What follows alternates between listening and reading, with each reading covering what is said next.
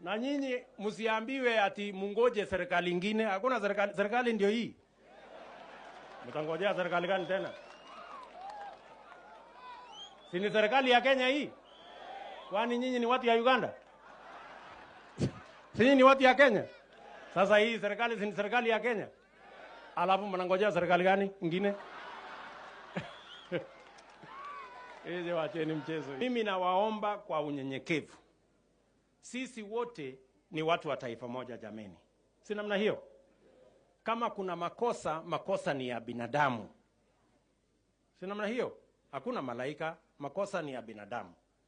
Kama kuna makosa hapa na pale, tusilaumu jamii hii, jamii ile, sijui dini hii, dini ile. Tutafute namna ya kurekebishana, tuwe watu wa taifa moja. Mungu hajafanya makosa, akasema sisi tutakaa katika nchi moja.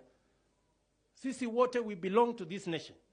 Sasa hii ni nini ukabila mnatuletea mambo ya wacheni, hiyo ni upuzi.